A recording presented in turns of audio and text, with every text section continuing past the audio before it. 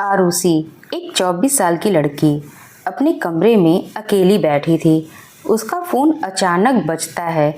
Screen पर अनजान number. वह हिचकिचाते हुए फ़ोन उठाती है। हेलो। उधर से एक गहरी रहस्यमयी आवाज़ आती है।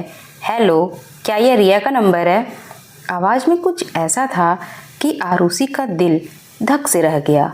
वह बोली, नहीं, आपने गलत नंबर डायल किया है। आप कौन?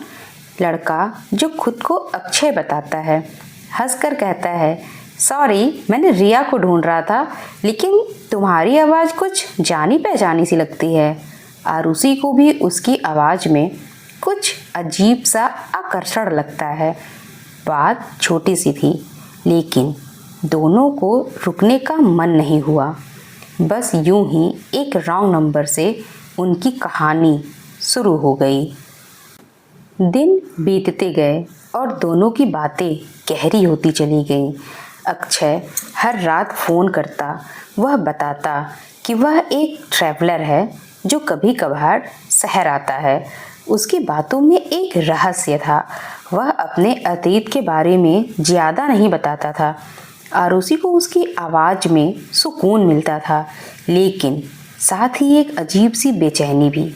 वह सोचती, ये लड़का इतना खुलकर बात करता है, लेकिन अपने बारे में कुछ छुपाता क्यों है? 1 साल बीत गया। दोनों का प्यार गहरा हो चुका था। वे घंटों बातें करते, सपनों, हंसी और कभी कभी अनकही डर की बातें। लेकिन एक बात अक्षय को खटकती थी। आरुषि कभी मिलने को तैयार नहीं होती थी। हर बार जब वह कहता, आरुषि अब तो मिल लेते हैं, वह टाल देती, अभी नहीं अक्षय, थोड़ा वक्त और। अक्षय को शक होने लगा। क्या आरुषि कोई राज छुपा रही है? क्या वह किसी और से प्यार करती है? एक रात अक्षय गुस्से में बोला, आरुषि, अगर तुम मिलना ही नहीं चाहती तो ये सब बेकार है। मैं तुमसे प्यार करता हूँ, लेकिन क्या तुम मुझसे सिर्फ वक्त काट रही हो? आरुषि की आवाज़ काँप गई। वह रोते हुए बोली, नहीं अक्षय, ऐसा नहीं है। ठीक है, मैं मिलूँगी कल शाम पुराने पार्क में, लेकिन अगर तुम मुझे देखकर दूर चले गए तो मुझे भूलना मत। अक्षय को उसकी बातों में कुछ गलत लगा। उसने सोचा, क्या राज है जो वह इतना छुपा रही है? उस रात वह सो ही नहीं पाया। क्या आरुषि कोई धोखा दे रही है? क्या वह कोई और है? अगले दिन बारिश की ठंडी शाम थी। पुराना पार्क सुनसान था। सिर्फ बारिश की बूंदों की आवाज़। आरुषि एक बेंच पर बैठी थी, सिर झुकाए, छाता लिए। वह काँप रही थी, ठंड से नहीं बल्कि डर से। अक्षय आया। उसने दूर से उसे देखा। एक लड़की बैसाखी के सहारे धीरे धीरे चलती हुई पास आ गई, और जैसे ही उसने आरुषि का चेहरा देखा, वह ठिठक गया। आरुषि का एक पैर लकवाग्रस्त था। 2 साल पहले एक हादसे में उसे पैरालिसिस का अटैक पड़ा था, जिसने उसका एक पैर छीन लिया। उसकी आंखों में आंसू थे।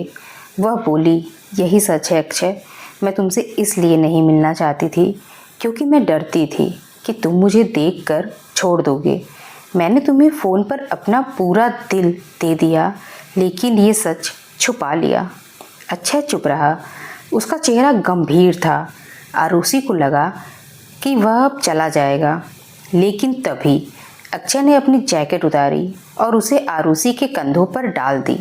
वह बोला, आरुषि, तुमने मुझे सिर्फ अपनी कमजोरी दिखाई, लेकिन मैंने तो तुम्हारी ताकत को प्यार किया है, तुम्हारी हिम्मत, तुम्हारी आवाज़, तुम्हारा दिल।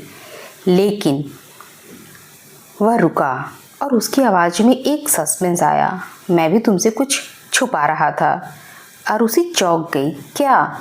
अक्षय ने अपनी बाजू ऊपर की और दिखाया एक पुराना निशान, जैसे कोई गहरा घाव था। मैंने तुम्हें बताया था कि मैं ट्रैवलर हूँ, लेकिन सच ये है कि मैं एक हादसे का शिकार हुआ था। मेरी ज़िंदगी भी आसान नहीं थी। मैं डरता था कि अगर मैंने तुम्हें ये बताया तो शायद तुम मुझसे दूर चली जाओ।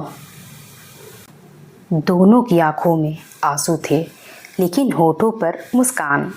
अक्षय ने आरुषि का हाथ थामा और बोला, हम दोनों ने अपने डर छुपाए, लेकिन प्यार ने हमें एक कर दिया। अब कोई राज नहीं, सिर्फ हम। बारिश में भीगते हुए वे एक दूसरे के साथ वादा करते हैं कि अब हर कदम साथ चलेंगे। एक रॉन्ग नंबर ने दो टूटे दिलों को जोड़ा। कहते हैं सच्चा प्यार वही है जो हर राज को अपनाए। आपका ऐसा कोई राज है क्या? कमेंट में ज़रूर बताइए।